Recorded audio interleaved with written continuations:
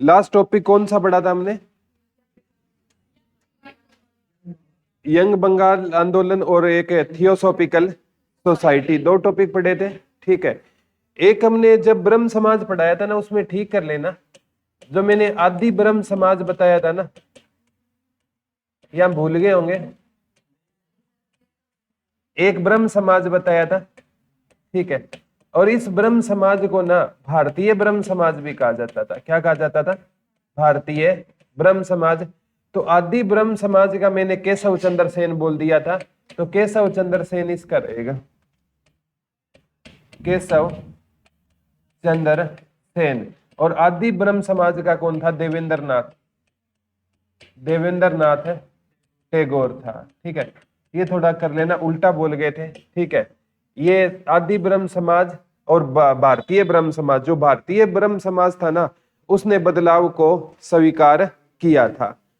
क्योंकि केशव चंद्र सेन है ना, राजा राम मोहन रॉय की मृत्यु कब हो गई थी? 1833 में ब्रिस्टल इंग्लैंड में हो गई थी।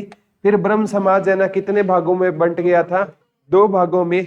एक तो था भारतीय ब्रह्म समाज, एक आदि ब्रह्म समाज। आदि ब्रह्म समाज का मतलब जो पहले से चलता आ रहा था वो ब्रह्म समाज था, और भारतीय ब्रह्म समाज मतलब नया ब्रह्म समाज, जिसको आगे किसने बढ़ाया था? केशव चंद्र सेन। नाम ही चेंज करने हैं। ठीक है, आदि ब्रह्म से पहले हमने ब्रह्म समाज के आगे लिखा था देवेंद्र नाथ टैगोर, इनके नाम उल्टे कर लेना। ठीक है, हो जाएगा, कोई दिक्कत नहीं है। ठीक है, आज हम है ना बेटा, कल हमने एक पढ़ी थी थियोसॉफिकल सोसाइटी। थियोसॉफिकल सोसाइटी की स्थापना 1875 में मैडम ब्लात्स्की और कर्नल अलकोट ने कहां पर की थी? न्यूयॉर्क में की। और ये थियोसॉफिकल सोसाइटी है ना, इसका मुख्य उद्देश्य होता था कि जो एक तो ये पुनर्जाग जन्म में विश्वास रखती थी, एक जितने भी पुराने धर्म है ना उनको पुनर्जीवित करने के लिए कौन सी सोसाइटी आई थी? Theosophical society. इसकी पहली शाखा 1886 में कहां पर आई थी? मद्रास में, अड़ियार नामक स्थान पर। और 1893 में जब श्रीमती एनी बेसेंट भारत आई ना, उसके बाद थियोसॉफिकल सोसाइटी की कमान किसने संभाली थी? Shrimati Annie Besant. इसी कैटेगरी में 1898 में किसकी स्थापना हुई थी? सेंट्रल हिंदू कॉलेज की स्थापना हुई। और वही सेंट्रल हिंदू कॉलेज है ना, आज किसके नाम से जाना जाता है? बनारस हिंदू विश्वविद्यालय के नाम से जाना जाता है। उसके साथ कौन जुड़े थे? मदन मोहन मालवीय जुड़े थे। 1900 आप पढ़ते हो 16 में। ठीक है, हाँ, नाम मदन मोहन मालवीय के सहयोग से बीएचयू आज इसे बनारस हिंदू विश्वविद्यालय के नाम से जाना जाता है। इतनी चीजें पढ़ी थी। फिर हमने एक पढ़ा था यंग बंगाल आंदोलन, ये भी 1828 में चला था। हेनरी विवियन डेरिजियो, ठीक है, इसके संस्थापक थे। और ये राजा राम मोहन रॉय से या ब्रह्म समाज से प्रभावित थे। और जब राजा राम मोहन रॉय ने 1817 में एक हिंदू कॉलेज खोला था डेविड हेयर की सहायता से, तो उसमें ये क्या होते थे? प्रोफेसर होते थे। किस भाषा के प्रोफेसर होते थे? इंग्लिश भाषा के या अंग्रेजी शिक्षा के ही होते थे, ये प्रोफेसर होते थे। इन्होंने भी क्षत्रिय शिक्षा पर बल दिया था। इन्होंने भी समाज की बुराइयों का क्या किया था? खंडन। लेकिन इनकी खास बात थी, ये बदलाव है ना तुरंत प्रभाव से ये बदलाव चाहते थे। ठीक है, राजा राम मोहन रॉय की विचारधारा थोड़ी सी अलग थी। उन्होंने कहा अंग्रेजों को साथ लेकर हम सुधार कर सकते हैं। ये कहते हैं तुरंत हमें क्या चाहिए? सुधार चाहिए। इन्होंने एक डिबेटियन कॉलेज की भी स्थापना की थी। यंग हित कॉलेज मतलब एक क्लब बनाया था। और एक इन्होंने एक एकेडमिक क्लब की भी क्या की थी? इन्होंने स्थापना की। इन्हें मतलब भारतीय आधुनिक भारत का पहला राष्ट्र कवि भी किसे कहा जाता है? हेनरी विवियन डेरिजियो को कहा जाता है। ठीक है, और हेनरी विवियन डेरिजियो है ना 1809 में जन्म हुआ, 1831 में मृत्यु हो गई। इनकी उग्र विचारधारा के कारण इनको ना मतलब हिंदू कॉलेज से निकाल दिया जाता है। फिर कोलेरा यानी हैजा के चलते उनकी क्या हो गई थी? मृत्यु हो गई थी। बहुत मतलब क्रांतिकारी स्वभाव के इंसान होते थे। और इन्होंने पत्रकारिता की स्वतंत्रता की भी क्या उठाई थी? मांग उठाई थी। ठीक है, आज हम पढ़ेंगे प्रार्थना समाज। कौन सा समाज पढ़ेंगे बेटा? प्रार्थना समाज। कौन सा समाज पढ़ेंगे? प्रार्थना समाज। बहुत इंपॉर्टेंट टॉपिक पढ़ाने जा रहा हूं। ठीक है, कौन सा समाज पढ़ेंगे? प्रार्थना समाज पढ़ेंगे। आज का हमारा टॉपिक कौन सा समाज रहेगा? प्रार्थना समाज रहेगा। कौन सा टॉपिक पढ़ेंगे हम? प्रार्थना समाज का टॉपिक है, पढ़ेंगे। बहुत इंपॉर्टेंट टॉपिक है। कौन सा समाज है? प्रार्थना समाज, ठीक है। और प्रार्थना समाज है ना, इसकी स्थापना 1867 ईस्वी में हुई थी। कब हुई थी? 1867 ईस्वी में इसकी स्थापना हुई। और इसकी स्थापना की थी आत्माराम पांडुरंग ने की थी। लिख लो, आत्माराम पांडुरंग ने इसकी क्या की थी? स्थापना की थी। लिख लो, प्रार्थना समाज की स्थापना किसने की थी? आत्माराम पांडुरंग ने की थी। कब की थी बेटा? 1867 ईस्वी में प्रार्थना समाज की क्या हुई थी? स्थापना हुई थी। कब हुई थी? 1867 में। पैसे प्रार्थना और पैसे पांडुरंग, आत्माराम पांडुरंग ने इस प्रार्थना समाज की क्या की थी? स्थापना की थी। और इस प्रार्थना समाज से ना एक बहुत बड़े लीडर जुड़े हुए थे, महादेव गोविंद राणाडे। कौन जुड़े हुए थे? महादेव गोविंद राणाडे जुड़े हुए थे। महादेव गोविंद राणाडे। और महादेव गोविंद राणाडे को भारत का, वेरी गुड, सुकरात कहा जाता है। इन्हें किसका सुकरात कहा जाता है? महादेव गोविंद राणाडे को भारत का सुकरात कहा जाता है। बहुत बार क्वेश्चन आया, एक बार तो यहां तक क्वेश्चन आ गया, महाराष्ट्र का सुकरात कैसे किसे कहते हैं? इन्हें ही महाराष्ट्र का सुकरात कहा जाता है, ठीक है। इन्हीं को किसका सुकरात कहा जाता है? भारत का सुकरात कहा जाता है। मुंबई महाराष्ट्र एरिया से बिलोंग करते थे, तो इन्हीं को ही महाराष्ट्र का भी सुकरात कहा जाता है, ठीक है। भारत का सुकरात भी कहते हैं बेटा, और इन्हें किसका सुकरात कहते हैं? महाराष्ट्र का सुकरात भी किसे कहते हैं? महादेव गोविंद राणाडे। प्रार्थना समाज के संस्थापक तो थे आत्माराम पांडुरंग, लेकिन प्रार्थना समाज से कौन से बड़े लीडर जुड़े हुए थे? महादेव गोविंद राणाडे। महादेव गोविंद राणाडे। एक आप हम पढ़ते हैं बेटा, एक नाम सुना है हमने, महात्मा गांधी। सभी ने सुना है ना? महात्मा गांधी के राजनीतिक गुरु होते थे गोपाल, ये बहुत बार आता है। महात्मा गांधी के राजनीतिक गुरु कौन होते थे? गोपाल कृष्ण गोखले। और गोपाल कृष्ण गोखले के जो राजनीतिक गुरु होते थे ना, वो होते थे महादेव गोविंद राणाडे। लिख लो, गोपाल कृष्ण गोखले के राजनीतिक गुरु कौन होते थे? महादेव गोविंद राणाडे होते थे। गोपाल कृष्ण गोखले के राजनीतिक गुरु कौन होते थे? महादेव गोविंद राणाडे। इनके क्या होते थे? गोपाल कृष्ण गोखले के राजनीतिक गुरु होते थे। महात्मा गांधी वाला कई एग्जाम का हिस्सा है क्वेश्चन, कि महात्मा गांधी के राजनीतिक गुरु कौन होते थे? गोपाल कृष्ण गोखले। और गोपाल कृष्ण गोखले के राजनीतिक गुरु कौन होते थे? महादेव गोविंद राणाडे। महादेव गोविंद राणाडे को क्या कहा जाता है? भारत का सुकरात। भारत का ना ये तो महाराष्ट्र का सुकरात कहा जाता है। और ये किसके राजनीतिक गुरु होते थे? गोपाल कृष्ण गोखले। और गोपाल कृष्ण गोखले किसके राजनीतिक गुरु थे? महात्मा गांधी के राजनीतिक गुरु होते थे। हमें पहले है ना महादेव गोविंद राणाडे से पहले पढ़ना होगा किसके बारे में? आत्माराम पांडुरंग के बारे में, क्योंकि रियल में प्रार्थना समाज के जो फाउंडर होते थे ना, वो कौन होते थे? आत्माराम पांडुरंग होते थे। कहते हैं ये प्रार्थना समाज है ना, ये किस से प्रेरणा लेकर आया था? केशव चंद्र सेन से प्रेरणा लेकर आया था। प्रार्थना समाज लिख लो, किस से प्रेरणा लेकर आया था? केशव चंद्र सेन से प्रेरणा लेकर आया था। प्रार्थना समाज किस से प्रेरणा लेकर आया था? केशव चंद्र सेन से प्रेरणा लेकर आया। इसके प्रार्थना समाज के संस्थापक कौन होते थे? आत्माराम पांडुरंग। कौन होते थे? आत्माराम पांडुरंग होते थे, ठीक है। कहते हैं आत्माराम पांडुरंग का जन्म 1823 ईस्वी में हुआ और मृत्यु 1898 ईस्वी में मृत्यु हुई थी। आत्माराम पांडुरंग का जन्म 1823 ईस्वी में हुआ था और 1898 ईस्वी में आत्माराम पांडुरंग की क्या हुई थी? मृत्यु हुई थी। जन्म कब हुआ था बेटा? 1823 ईस्वी में जन्म हुआ और मृत्यु कब हुई थी? 1898 ईस्वी में इनकी क्या हुई थी? मृत्यु हुई थी। और ये समाज है ना, किस से प्रेरणा लेकर आया था? केशव चंद्र सेन से प्रेरणा लेकर आया था। कहते हैं 1849 में ना, एक 1849 की बात थी, महाराष्ट्र में एक सभा होती थी परमहंस मंडली। कौन सी सभा होती थी? परमहंस मंडली होती थी। कहाँ होती थी? महाराष्ट्र में एक परमहंस मंडली होती थी। और इस परमहंस मंडली में कौन गए थे? केशव चंद्र सेन गए थे। और यहां पर इनकी भेंट किससे हुई थी? आत्मा राम पांडुरंग की भेंट है ना, किससे हुई थी? इस फंक्शन के दौरान केशव चंद्र सेन से। तो केशव चंद्र सेन ने कहा कि हमें एक ऐसा समाज बनाना चाहिए जो है ना लोगों से प्रार्थना करे और लोगों को ना जागृति दिलाए, सामाजिक जागृति लाए। तो इन्होंने ना इनसे प्रेरणा लेकर ना 1867 में किस समाज की स्थापना कर दी? प्रार्थना समाज की स्थापना कर दी। ठीक है, तो सबसे इंपॉर्टेंट है ये बात ध्यान रखना कि प्रार्थना समाज है ना किससे प्रेरणा लेकर आया था? केशव चंद्र सेन।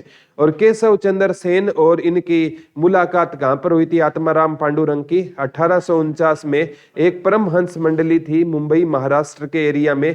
वहां पर इन दोनों की क्या हुई थी बेटा? भेंट हुई थी। वहां पर ना केशव चंद्र सेन ये कहते हैं कि हमें एक ऐसा समाज बनाना चाहिए जो लोगों से क्या करे? प्रार्थना करे। ठीक है, ऐसे नहीं है कि कोई ऐसा कोई भी हम ये कह दें कि ये होना चाहिए। पहले लोगों को ना प्रार्थना करनी है कि आपको ऐसा करना चाहिए। तब ये प्रार्थना समाज आया था 1867 में। इससे कौन से महान व्यक्ति जुड़े हुए थे? महादेव गोविंद राणा डे जुड़े हुए थे। लेकिन ये प्रेरणा किससे लेकर आया था? केशव चंद्र सेन। और केशव चंद्र सेन पूछे तो ब्रह्म समाज से जुड़े हुए थे। तो अगर पूछे प्रार्थना समाज भी किस समाज से प्रभावित होता था? ब्रह्म समाज से प्रभावित होता था। क्वेश्चन आते हैं। मैंने कल स्वामी विवेकानंद जी का भी बताया था। स्वामी विवेकानंद जी थे ना, वो भी किससे प्रभावित थे? राजा राम मोहन रॉय या ब्रह्म समाज से प्रभावित थे। और कल मैंने एक यंग बंगाल आंदोलन पढ़ाया था, हेनरी विवियन डेरिजियो, वो भी ब्रह्म समाज से या राजा राम मोहन रॉय से प्रभावित थे। और प्रार्थना समाज भी डायरेक्ट पूछे तो केशव चंद्र सेन से, और इनडायरेक्ट पूछे तो ब्रह्म समाज से क्या होता था? ये प्रभावित होता था। ठीक है, इसीलिए तो ब्रह्म समाज को क्या कहा जाता है? भारतीय पुनर्जागरण का पिता ब्रह्म समाज या राजा राम मोहन रॉय को डायरेक्ट पूछा जाता है भारतीय पुनर्जागरण का पिता किसे कहते हैं? राजा राम मोहन रॉय को कहते हैं। अब प्रार्थना समाज है ना, ये क्या किया करता था? इनकी ना इन्होंने सबसे बड़ा मुद्दा उठाया था सत्री शिक्षा का। कौन सा मुद्दा उठाया बेटा? सत्री शिक्षा का मुद्दा उठाया। लिख लो, इन्होंने सबसे बड़ा मुद्दा किसका उठाया था? इन्होंने कहा था कि सबसे पहले हमें ना हमारी महिलाओं को या स्त्री को क्या देनी चाहिए? शिक्षा देनी चाहिए। ये मुद्दा बेटा किसने उठाया था? प्रार्थना समाज ने उठाया।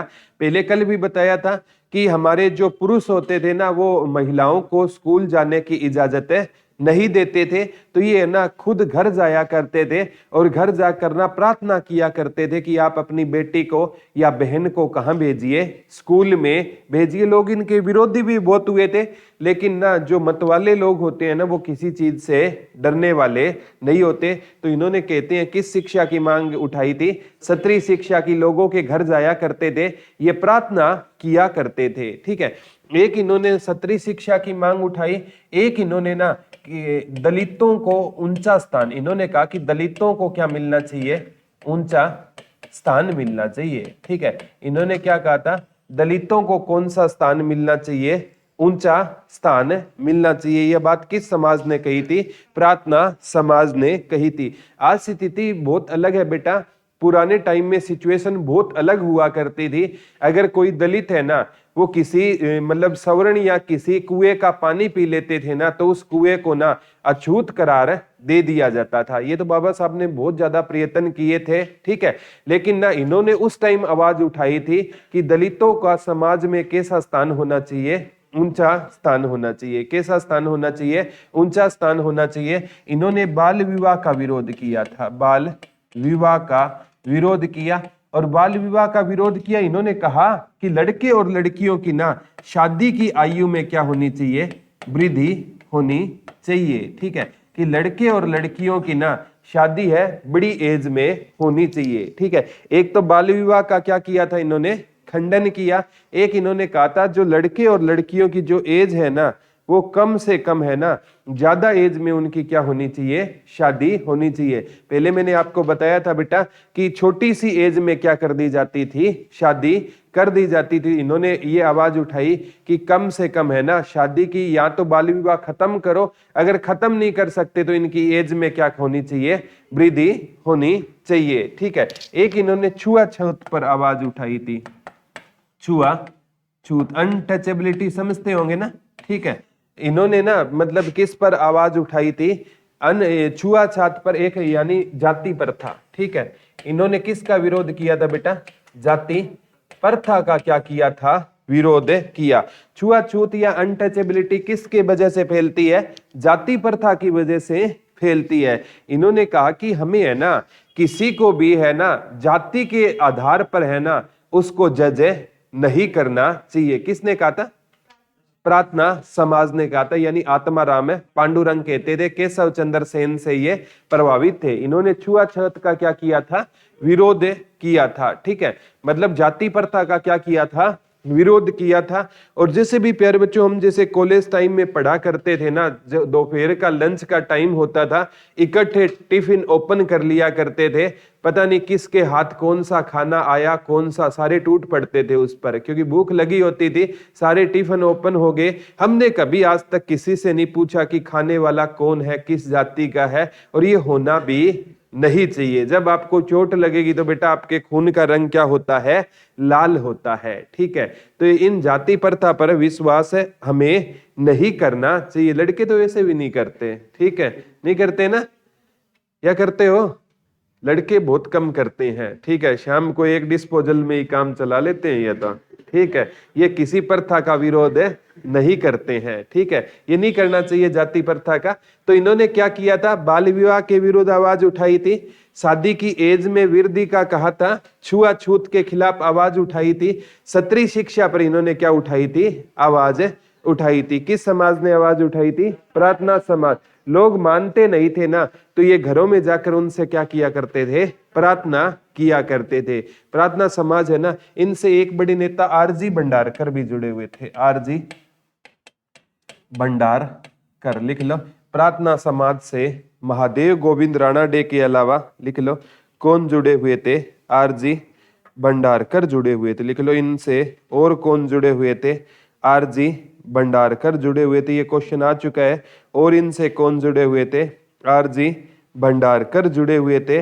और हिंदू धर्म की बुराइयों को, इनका प्रमुख उद्देश्य था हिंदू धर्म की बुराइयों को दूर करना। इस समाज का, प्रार्थना समाज का प्रमुख उद्देश्य क्या था, हिंदू धर्म की बुराइयों को क्या करना, बुराइयों को दूर करना। या ये हो सकता है मुंबई में, क्योंकि इस समाज की स्थापना कहां पर हुई बेटा, मुंबई में। तो मुंबई में हिंदू धर्म की बुराइयों को दूर करना इस समाज का प्रमुख उद्देश्य हुआ करता था। इन्होंने विधवा पुनर्विवाह की भी मांग उठाई थी, विडो रीमैरिज, विधवा पुनर्विवाह, इसकी भी क्या उठाई थी, इन्होंने मांग उठाई। हालांकि आपको पता है 1856 में परमिशन तो मिल गई थी विधवा पुनर्विवाह की, फिर भी लोग है ना उनमें जागृति की कमी थी, तो ये आवाज उठाया करते थे कि विधवाओं को भी पुनर्विवाह की क्या मिलनी चाहिए, आजादी मिलनी चाहिए। ये समाज है ना लोगों के घर जाकर भी बेटा क्या किया करता था, प्रार्थना किया करता था कि आप है ना अपनी बेटियों को ना हमारे पास पढ़ने के लिए भेजिए। ठीक है, तो ये बहुत बार पेपर में पूछा जाता है। इन्होंने ना दलित जाति मंडल की भी स्थापना की थी, दलितों को ऊंचा स्थान। प्रार्थना समाज ने किसकी स्थापना की थी, दलित जाति मंडल, किसको स्थान ऊंचा दिलाने के लिए, हाँ दलितों को, लिख लो, दलितों को ऊंचा स्थान दिलाने के लिए दलित जाति मंडल की क्या की थी, इन्होंने स्थापना की थी। एक समाज सेवा संघ की स्थापना की थी, प्रार्थना समाज ने समाज सेवा संघ की स्थापना की थी, समाज सेवा संघ की भी स्थापना की थी। इन्होंने कहा कि हमें एक की सेवा नहीं करनी है, बल्कि पूरे समाज की सेवा करनी है, हमें पूरे समाज की क्या करनी है, सेवा करनी है। ये बात किस समाज ने बोली थी, प्रार्थना समाज ने। इन्होंने दलितों के लिए कौन सा मंडल बनाया था बेटा, दलित जाति मंडल। और समाज सेवा के लिए कौन सा मंडल बनाया था, समाज सेवा संघ की स्थापना की थी। और शिक्षा के लिए इन्होंने 1874 में दक्कन शिक्षा क्लब की स्थापना की थी। 1874 में दक्कन शिक्षा सभा किसकी स्थापना की थी? दक्कन शिक्षा सभा की स्थापना की थी। और दक्कन शिक्षा सभा में ना कौन पढ़ा करते थे? गोपाल, वेरी गुड, गोपाल कृष्ण गोखले और बाल गंगाधर तिलक। बाल गंगाधर तिलक पढ़ा करते थे। बहुत बड़ी बात है बेटा, लिख लो। दक्कन शिक्षा सभा में कौन पढ़ा करते थे? गोपाल कृष्ण गोखले और बाल गंगाधर तिलक। इसे ही पुणे फर्गुसन कॉलेज के नाम से जाना गया। इसे है ना दक्कन शिक्षा सभा को ना और किस नाम से जाना गया? Pune Ferguson college. पुणे, क्योंकि बाल गंगाधर तिलक का संबंध कहां से था? पुणे से। ठीक है, पुणे फर्गुसन कॉलेज के नाम से इसे जाना गया। तो लिख लो, प्रार्थना समाज ने किस सभा की स्थापना की थी? दक्कन शिक्षा सभा की स्थापना की। और दक्कन शिक्षा सभा को किस नाम से जाना गया था? Pune Ferguson college. और पुणे फर्गुसन कॉलेज में ना कौन कौन जुड़े हुए थे? कौन पढ़ा करते थे? गोपाल कृष्ण गोखले और बाल गंगाधर तिलक यहाँ पर शिक्षा लिया करते थे। बाल गंगाधर तिलक मैं आपको पढ़ाऊंगा, बहुत महान हस्ती थी। अगर सबसे पहले संविधान बनाने की मांग है ना किसी इंसान ने उठाई थी तो वो कौन थे? बाल गंगाधर तिलक। इन्होंने कहा था भारत का अपना संविधान होना चाहिए। ठीक है, और जो आप पढ़ते हो ना, ये जो गणपति उत्सव, गणपति विसर्जन होता है महाराष्ट्र साइड बहुत होता है, इसके जनक कौन होते थे? बाल गंगाधर तिलक होते थे। स्वराज्य मेरा जन्म सिद्ध अधिकार है और मैं इसे लेकर रहूंगा, ये नारा किसका था? बाल गंगाधर तिलक का नारा होता था। इनकी ना मराठा और केसरी पुस्तक बहुत फेमस हुई थी, पेपर में आता है। इनकी पुस्तक कौन थी? मराठा और केसरी। पढ़ाऊंगा बाल गंगाधर तिलक के बारे में। ठीक है, और जब 1 अगस्त 1920 को इनकी मृत्यु हो गई, जिस दिन आपका असहयोग आंदोलन शुरू हुआ था, पहले दिन किसकी मृत्यु हो गई थी? बाल गंगाधर तिलक की। और गांधी जी ने एक तिलक कोष खोला था, तो 1920 में ना तिलक कोष में करोड़ों का चंदा इकट्ठा हो गया था। तो बहुत बड़ी नाम था बाल गंगाधर तिलक। ठीक है, याद रह जाएगा ना। तो वो किस कॉलेज में पढ़ते थे? पुणे फर्गुसन कॉलेज, या पुणे फर्गुसन कॉलेज को क्या कहा गया था? दक्कन शिक्षा सभा। ये किस समाज की देन थी? प्रार्थना समाज की देन थी। इसमें ना एक बहुत बड़ा नाम मैंने बताया, कौन जुड़े थे? महादेव गोविंद। इनके बारे में पढ़ना जरूरी है। महादेव गोविंद राणाडे, लिख लो। ये अंग्रेजों के टाइम में ना न्यायाधीश होते थे। महादेव गोविंद राणाडे अंग्रेजों के समय में क्या होते थे? न्यायाधीश होते थे। 1842 में जन्म हुआ और 1901 में इनकी क्या हुई थी? मृत्यु हुई थी। अंग्रेजों के टाइम में ना क्या होते थे? ये न्यायाधीश होते थे। और इन्हीं के टाइम में एक पुणे सार्वजनिक सभा की भी स्थापना हुई थी। पुणे सार्वजनिक सभा। ठीक है, पुणे सार्वजनिक सभा की स्थापना किसके टाइम में हुई थी? महादेव गोविंद राणाडे। ये अंग्रेजों के टाइम में क्या होते थे? न्यायाधीश होते थे। लिख लो, अंग्रेज इन्हें पश्चिम भारत में पुनर्जागरण का अग्रदूत कहा जाता है। लिख लो, इन्हें पश्चिम भारत में पुनर्जागरण का अग्रदूत कहा जाता है। इन्हें पश्चिम भारत में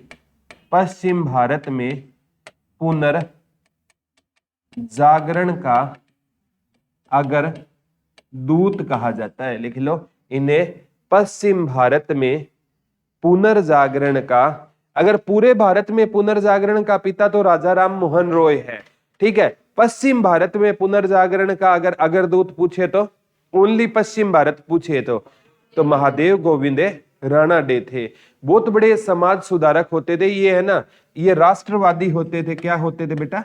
राष्ट्रवादी होते थे, समाज सुधारक होते थे, समाज सुधारक होते थे। अंग्रेजों के टाइम में क्या होते थे? ये न्यायाधीश होते थे। और इन्होंने ना 1891 में ना विधवा, ठीक है, विधवा पुनर्विवाह एसोसिएशन की भी क्या की थी? स्थापना की थी। विधवा पुनर्विवाह एसोसिएशन की भी इन्होंने क्या की थी? स्थापना की थी, कि विधवाओं की भी है ना, उनको भी दोबारा शादी करने की क्या मिलनी चाहिए? परमिशन मिलनी चाहिए। ठीक है, विधवा पुनर्विवाह एसोसिएशन की भी स्थापना किसके टाइम में हुई थी बेटा? महादेव गोविंद राणाडे। इन्होंने कहा कि विधवाओं को भी ना, आज भी बेटा किसी का अगर पति मर जाए ना तो उसको दूसरी शादी आजकल हो जाती है, पहले ऐसा नहीं होता था। इन्होंने कहा कि महिलाओं को भी ना दूसरी शादी की क्या मिलनी चाहिए? आजादी मिलनी चाहिए। ये सत्य होता है बेटा कि अगर है ना किसी लड़की का या किसी औरत का पति मर जाए ना तो वो तो अपने बच्चों के ना सहारे पूरा जीवन यापन कर लेती है, लेकिन ना किसी अगर पुरुष की पत्नी की मृत्यु हो जाए ना तो वो अपना जीवन यापन नहीं कर पाएगा। साल के अंदर अंदर है ना वो दूसरी क्या कर लेता है? शादी कर लेता है।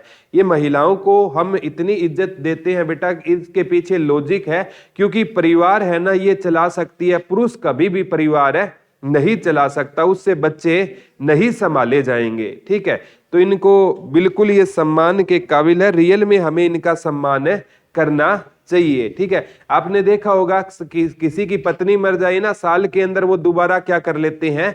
शादी कर लेते हैं, लेकिन ना किसी की अगर पति मर जाए तो वो शादी नहीं करती। आजकल होने लगी है वो अलग बात है, लेकिन वो घर चला लेती है, बहुत बड़ी बात होती है अपने आप में। तो कई तो मैंने ऐसे घर चलते देखे हैं कि बच्चे का जन्म है ना बाद में होता है, पति की मृत्यु के बाद, और वो पूरी जिंदगी एक बच्चे के सहारे निकाल लेती है, और वही कल को बच्चा बड़ा होकर कहता है आपने मेरे लिए क्या किया है। तो ये ऐसा हमें नहीं करना चाहिए। तो महादेव गोविंद राणाडे का एक किस्सा याद आता है।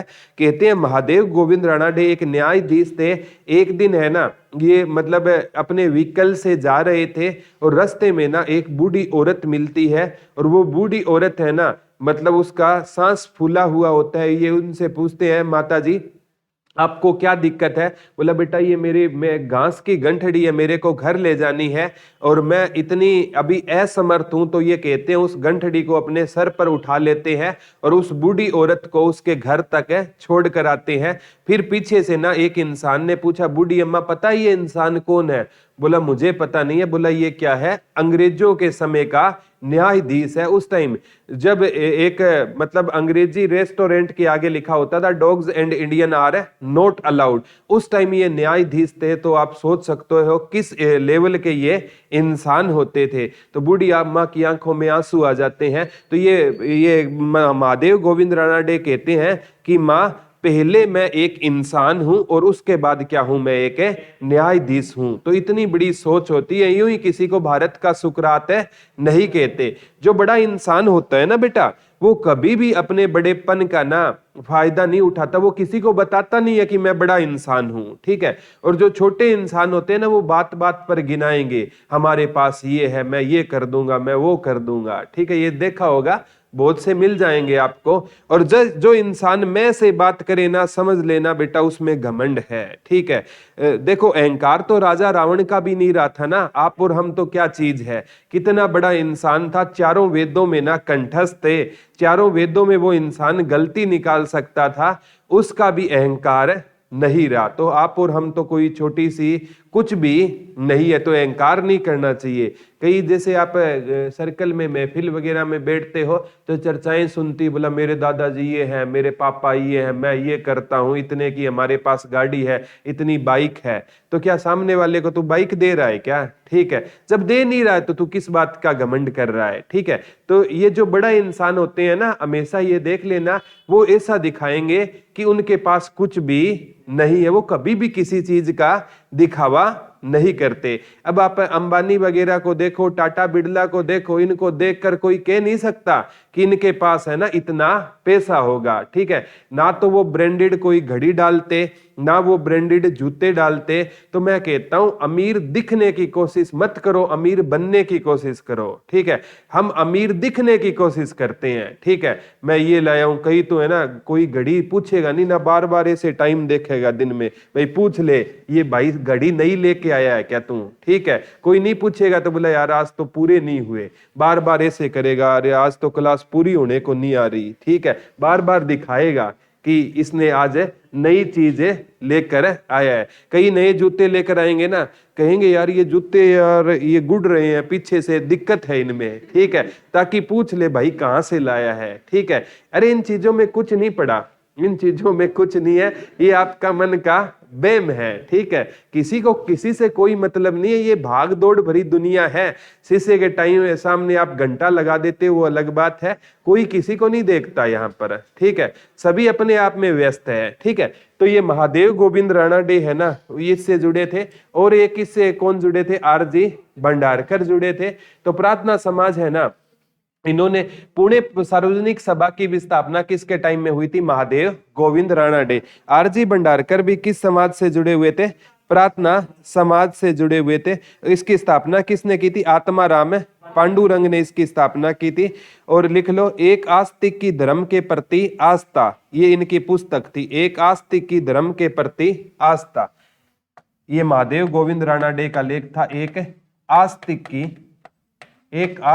की धर्म के प्रति आस्था, एक आस्तिक की धर्म के प्रति आस्था। ये किसकी पुस्तक होती थी, महादेव गोविंद राणाडे की पुस्तक होती थी, एक आस्तिक की धर्म के प्रति आस्था। लिख लो, एक आस्तिक की धर्म के प्रति आस्था, ये किसकी पुस्तक होती थी, महादेव गोविंद राणाडे की पुस्तक होती थी, एक आस्तिक की धर्म के प्रति आस्था, ठीक है, याद हो जाएगा ना, वेरी गुड। अब एक अगला टॉपिक पढ़ेंगे हम, अलीगढ़ आंदोलन। कौन सा आंदोलन पढ़ेंगे, अलीगढ़ आंदोलन।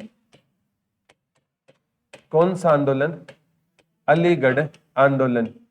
ये मुसलमानों का, लिख लो, मुसलमानों का सामाजिक व धार्मिक सुधार आंदोलन था। मुसलमानों का सामाजिक व धार्मिक सुधार आंदोलन होता था। लिख लो, ये मुसलमानों का अलीगढ़ आंदोलन, ये मुसलमानों का सामाजिक व धार्मिक सुधार आंदोलन होता था। ये मुसलमानों का सामाजिक व धार्मिक सुधार आंदोलन कौन सा होता था बेटा, अलीगढ़ आंदोलन होता था। इससे जुड़े हुए थे सर सैयद अहमद खां। लिख लो, इस आंदोलन से कौन जुड़े हुए थे, सर सैयद अहमद खां जुड़े हुए थे। ये भी है ना, अंग्रेजों के टाइम में ना एक न्यायाधीश के पद पर थे।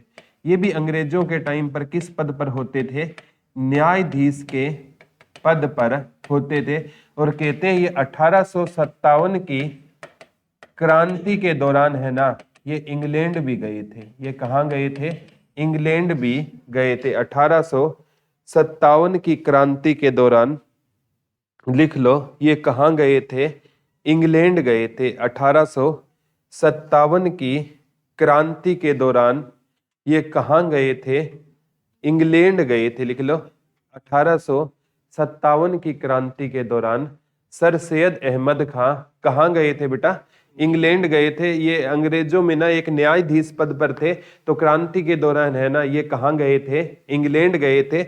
और इनका मानना है कि मुसलमानों में ना जो धार्मिक सुधार हो सकता है, किसके रहते, अंग्रेजों के रहते भी क्या हो सकता है, धार्मिक सुधार हो सकता है। ये कहते हैं अंग्रेजों को भारत से निकालने की जरूरत नहीं है, इनके होते हुए भी है ना हमारे भारतवर्ष में क्या हो सकता है, सामाजिक व धार्मिक सुधार हो सकता है। लिख लो, इनका मत था कि अंग्रेजों के रहते हुए भी भारत में सामाजिक व धार्मिक सुधार हो सकता है।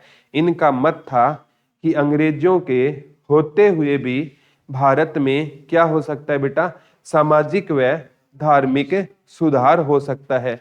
किसका मत था, सर सैयद अहमद खां का मत होता था। इन्होंने 1857 की क्रांति को ना, इन्होंने क्या कहा था, सैनिक विद्रोह कहा था। ठीक है, 1857 की क्रांति को लिख लो, किस भारतीय ने सैनिक विद्रोह माना था, सर सैयद अहमद खान ने। अंग्रेज, ये क्वेश्चन आता है 1857 की क्रांति को अंग्रेजों ने क्या माना था? सैनिक विद्रोह। वो पूछेगा अंग्रेजों के साथ किस भारतीय ने इस क्रांति को सैनिक विद्रोह माना? सर सैयद अहमद खान ने माना था। सर सैयद अहमद खान ने 1857 की क्रांति को क्या माना था बेटा? सैनिक विद्रोह माना था। इस क्रांति को क्या माना था? एक सैनिक विद्रोह माना था। ठीक है, इस क्रांति को क्या माना था? एक सैनिक विद्रोह माना था। किसने सैनिक विद्रोह माना था? सर सैयद अहमद खान ने इस क्रांति को क्या माना था? एक सैनिक विद्रोह। ये क्रांति नहीं है, क्या है? एक सैनिक विद्रोह था। ठीक है, और जैसे है ना आप पढ़ते हो, प्रथम स्वतंत्रता संग्राम, इस क्रांति को कहा था वीर सावरकर ने। ये क्वेश्चन आता है 1857 की क्रांति को प्रथम स्वतंत्रता संग्राम किसने कहा था? वीर सावरकर ने कहा था। 1857 की क्रांति को प्रथम स्वतंत्रता संग्राम किसने कहा था? वीर सावरकर ने। तो इसे प्रथम स्वतंत्रता संग्राम कहा था। और किस भारतीय ने इसको सैनिक विद्रोह माना था? सर सैयद अहमद खान ने। ठीक है, अलीगढ़ कॉलेज की स्थापना हुई थी 1875 में। लिख लो, इन्होंने 1875 ईस्वी में अलीगढ़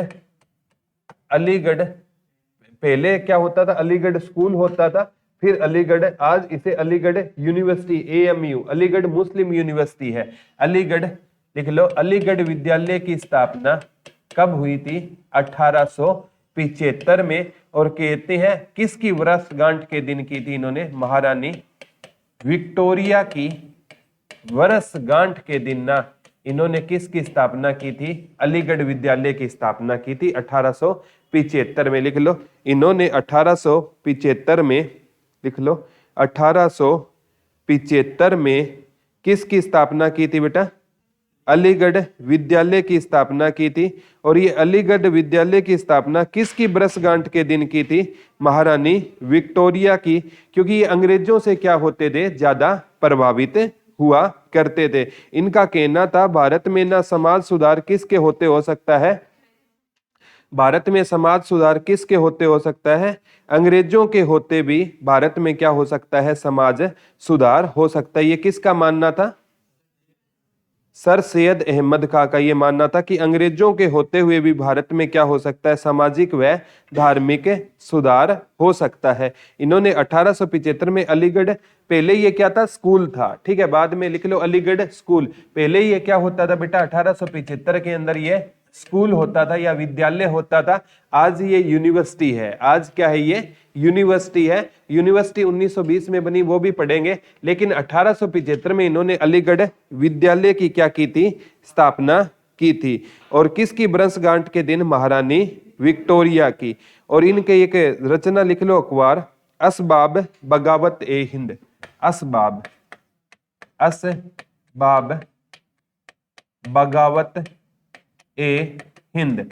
इन्होंने 1857 की क्रांति के ऊपर क्या लिखा था? एक इनका जो लेख आया था उसका नाम क्या था? असबाब बगावत ए हिंद। लिख लो, इन्होंने 1857 की क्रांति पर कौन सा लेख लिखा था? उस लेख का नाम पूछा जाएगा असबाब बगावत ए हिंद, यानी हिंद का बगावत। इसे प्रथम स्वतंत्रता संग्राम किसने कहा था बेटा? अंग्रेजों ने इसे महज क्या माना था? सैनिक विद्रोह माना था। और सैनिक विद्रोह किसने माना था? सर सैयद अहमद खान ने। कौन सी रचना लिखी थी? असबात बगावत ए हिंद। 1857 की क्रांति के दौरान ये कहां गए थे? इंग्लैंड गए थे। कहां गए थे ये? इंग्लैंड। और इसी अलीगढ़ स्कूल को 1877 में नाम दे दिया गया मुस्लिम एंग्लो ओरिएंटल कॉलेज। 1877 में इसे क्या कर दिया गया? मुस्लिम एंग्लो ओरिएंटल कॉलेज। स्कूल से ना 1875 में स्कूल था, 1877 में क्या बन गया था बेटा? ये कॉलेज बन गया। और 1920 के बाद इसे अलीगढ़ मुस्लिम यूनिवर्सिटी, ये आज क्या है? अलीगढ़ मुस्लिम यूनिवर्सिटी रहेगी। ठीक है, 1875 में स्कूल था बेटा, 1877 में कॉलेज बन गया और 1920 में यूनिवर्सिटी बन गया। तो इसकी कॉलेज कब बना था? 1877 में। तब इसका उद्घाटन किया था लॉर्ड लिटन। ठीक है, आज लॉर्ड नहीं लगाएंगे, लिटन ने उद्घाटन किया था। इस कॉलेज का उद्घाटन से क्वेश्चन आया था 1877 में, किसने किया था? लिटन ने किया था। लिख लो इसका, मुस्लिम एंग्लो ओरिएंटल कॉलेज का उद्घाटन किसने किया था? लिटन ने किया था। लिख लो, इसका उद्घाटन किसने किया था? लिटन ने किया था। इसका उद्घाटन किसने किया था? लिटन ने इसका क्या किया था? उद्घाटन किया था। किसने उद्घाटन किया था इसका? लिटन ने किया था। कब किया था? 1877। अलीगढ़ स्कूल कब बना था? 1875। कॉलेज कब बना? 1877। यूनिवर्सिटी कब बना? 1920 में यूनिवर्सिटी बन गया। लिख लो, इन्होंने 1800, ये भी क्वेश्चन आता है, 1886 में मुस्लिम शिक्षा सम्मेलन की स्थापना की थी। 1886 में इन्होंने मुस्लिम शिक्षा सम्मेलन की स्थापना की थी। मुस्लिम शिक्षा सम्मेलन, ठीक है, 1886 में। लिख लो, मुस्लिम शिक्षा सम्मेलन की भी इन्होंने क्या की थी? स्थापना की थी। किसकी स्थापना की थी? मुस्लिम शिक्षा सम्मेलन। और अंग्रेजों ने 1888 को इनको नाइटहुड की उपाधि दी थी। 1888 में अंग्रेजों ने इनको कौन सी उपाधि दी थी बेटा? नाइटहुड की उपाधि दी थी। लिख लो, 1888 में अंग्रेजों ने सर सैयद अहमद खां को कौन सी उपाधि दी थी? बता दो। नाइटहुड की उपाधि दी थी। इसी इंसान ने भी पर्दा प्रथा का क्या किया था? विरोध किया था। पर्दा प्रथा का विरोध किया। एक पुस्तक भी लिखी थी, कुरान पर टीका। इन्होंने कौन सी पुस्तक लिखी बेटा? कुरान पर टीका। और किस प्रथा का विरोध किया इन्होंने? पर्दा प्रथा का विरोध किया। एक इनका समाचार पत्र भी था, तहजीब उल अखलाक। ठीक है, पर कुरान पर टीका पुस्तक है। पर्दा प्रथा का विरोध किया। 1886 में मुस्लिम शिक्षा सम्मेलन की स्थापना की। 1888 में कौन सी उपाधि मिली थी? नाइटहुड की उपाधि। एक लिख लो, तहजीब उल अखलाक समाचार पत्र है। तहजीब उल अखलाक, ये क्या होता था? इसका समाचार पत्र होता था। एक इनकी पत्रिका होती थी राज भगत मुसलमान। राज भगत मुसलमान इनकी क्या होती थी? पत्रिका होती थी। लिख लो, राज भगत मुसलमान इनकी क्या होती थी? पत्रिका होती थी। लिख लो, राज भगत मुसलमान इनकी क्या होती थी? पत्रिका होती थी। राज भगत मुसलमान इनकी क्या होती थी? पत्रिका होती थी। कौन सी पत्रिका होती थी बेटा? राज भगत मुसलमान इनकी क्या होती थी? एक पत्रिका का नाम पूछा गया था, राज भगत मुसलमान। और न्यूज़पेपर का नाम बता दो।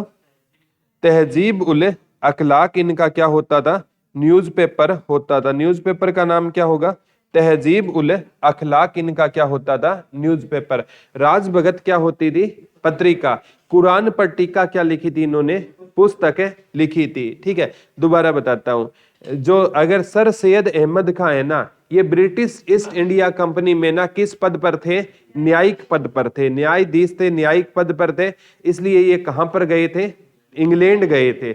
और 1857 की क्रांति को इन्होंने क्या माना था? एक सैनिक विद्रोह। और 1857 की क्रांति पर एक इन्होंने लेख भी लिखा था, बगावत ए हिंद। कौन सा लेख लिखा था? अस्पाक बगावत ए हिंद लेख लिखा था। ये कहते थे अंग्रेजों के होते हुए भी ना भारत में क्या हो सकते हैं? सामाजिक व धार्मिक सुधार आंदोलन हो सकते हैं। कुरान पर टीका इनकी पुस्तक होती थी। तहजीब उल अखलाक समाचार पत्र होता था। और राज भगत मुसलमान इनकी पत्रिका होती थी। और इन्होंने ये स्पष्ट रूप से ये कहा था कि मुसलमानों को ना कांग्रेस में शामिल नहीं होना चाहिए। इन्होंने क्या कहा था? मुसलमानों को किस में शामिल नहीं होना चाहिए? कांग्रेस में शामिल नहीं होना चाहिए। लिख लो, इन्होंने क्या कहा था बेटा? मुसलमानों को कांग्रेस में शामिल नहीं होना चाहिए। लिख लो, इन्होंने क्या कहा था? मुसलमानों को कांग्रेस में क्या नहीं होना चाहिए? शामिल नहीं होना चाहिए। क्या कहा था बेटा? मुसलमानों को कहां पर शामिल नहीं होना चाहिए? कांग्रेस में शामिल नहीं होना चाहिए। ये कथन किसका था? सर सैयद अहमद खां का। इनको ना बहुत गहरा धक्का लगा 1887 में, लिख लो 1887 में इनको बहुत बड़ा धक्का लगा, क्योंकि 1887 में ना जो कांग्रेस है ना उसके अध्यक्ष बन गए थे बदरुद्दीन तैयबजी, बदरुद्दीन तैयबजी। ठीक है, ये पहले मुस्लिम अध्यक्ष माने जाते हैं। भारतीय राष्ट्रीय कांग्रेस के पहले मुस्लिम अध्यक्ष कौन होते थे? बदरुद्दीन तैयबजी होते थे। बहुत बार पेपर में आता है, ये क्वेश्चन आ चुका है। भारतीय राष्ट्रीय कांग्रेस के पहले मुस्लिम अध्यक्ष कौन होते थे? बदरुद्दीन तैयबजी। पहले तो बने थे व्योमेश चंद्र बनर्जी, WC बनर्जी, वो पढ़ाऊंगा भारतीय राष्ट्रीय कांग्रेस, चिंता मत करो। फिर दादा भाई नौरोजी बने थे, और फिर कौन बने थे? बदरुद्दीन तैयबजी। फिर 1888 में एक अंग्रेज बना था जॉर्ज यूले। ठीक है, वो सारे पढ़ेंगे हम, अधिवेशन मेन पढ़ेंगे। तो मेन आपको याद रखना है, सर सैयद अहमद खान ने एक बात कही थी कि मुसलमानों को किस में शामिल नहीं होना चाहिए? कांग्रेस में शामिल नहीं होना चाहिए। लेकिन इनको धक्का कब लगा कि 1887 में ना कांग्रेस में एक जो अधिवेशन था उसके अध्यक्ष कौन बन गए थे?